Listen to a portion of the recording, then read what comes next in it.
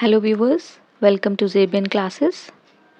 So far we have covered the age of Chaucer and now let's move on to the last section of the Middle English period, that is the age of revival.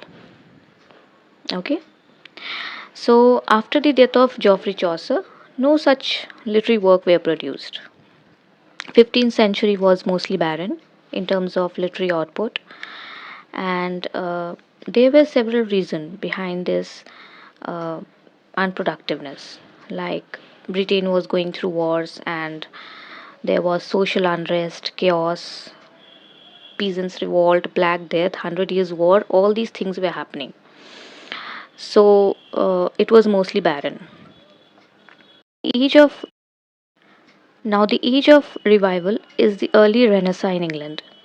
Renaissance is a French word which means rebirth, literally means revival, and it was a movement which brings back old literature. Okay, it was a revival of ancient literature, ancient and Greek and Roman literature, architecture, and art. Okay, so during this time, people started looking back, and that's why it's called revival. People started reading and appreciating Roman and Greek text, and this is how revival of old literature happened. Renaissance actually started from Italy and reached England around 15th, 16th century. 15th and 16th century.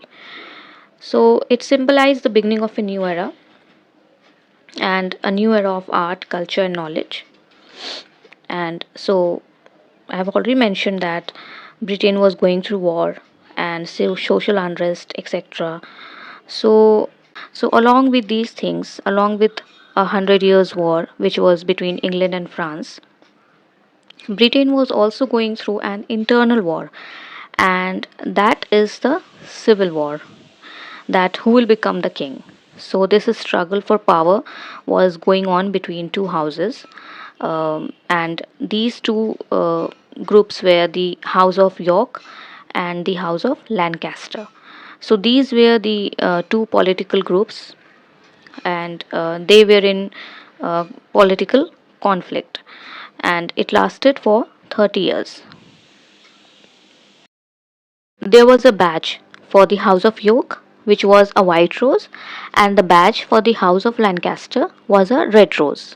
So the House of York was under the leadership of Richard III, and the House of Lancaster was under the leadership of Henry VII, who lastly became the king. Okay, he won and became the king of England, and he was the first king of Tudor dynasty. He inaugurated Tudor dynasty. He was an able king and he established a strong monarchy. So after the death of Henry VII, Henry VIII, who was his son, became the ruler of England. And Henry VIII was an extremely cruel king. He married six times.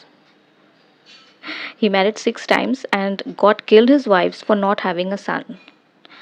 So he kept killing and marrying again and again because he wanted a male child. So the only male child of Henry VIII was who later became the king after his death was Edward the Sixth. Edward the Sixth ruled for a very brief time from 1547 to 53. So he was the only male child of Henry VIII. So after that, Queen Mary the First, ruled from 1553 to 1558. She was also called Bloody Mary. Okay, she was also called Bloody Mary. She was a Catholic, and she was named Bloody Mary because she executed thousands of Protestants during her reign, and that's why she was named Bloody Mary. Okay, so there were different sects that followed Christianity in different manners.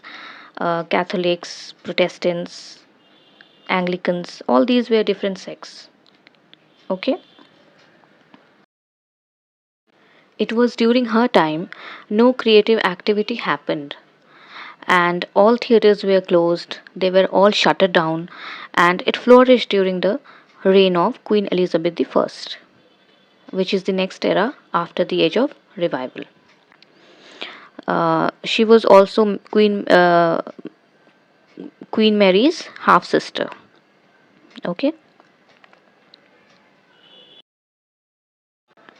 Now let's look at the important voyages during this time, like Vasco da Gama discovered India in 1487, Columbus discovered America in 1492. So these were the important voyages. Printing press. Printing press was set up all across Europe at this time. Okay, William Caxton is the one who established the first English printer. If we just look at the literature of this period, we have the first English tragedy. Okay, first English tragedy, Gorboduc, which was written by Thomas Norton and Thomas Sackville. Another major writer of this period was Sir Thomas Malory. He was a prose writer and he wrote Le Morte d'Arthur, and this work has a high place in English history. It was based on the entire life of King Arthur and Arthurian knights and legends. Okay. We also have the first female professional writer as well during this time, and she took writing as a career. Her name was Christine de Pizan. She was the first female professional writer of the Middle Ages, very important. And she was the first to question the authority of the men's writing. So, among her best known works are 100 Ballads, The Tale of the Roses, The Tale of the Rose, etc. After the death of Queen Mary I, Queen Elizabeth I, the daughter of Henry VIII, she became the Queen of England, and she ascended to the throne in 1558, and her period is often regarded as the golden era in the history of English literature. Due to its prosperity and stability, her age is often regarded as the golden era. And it was during her rule that England emerged as a superpower. So that's it. That's it for today.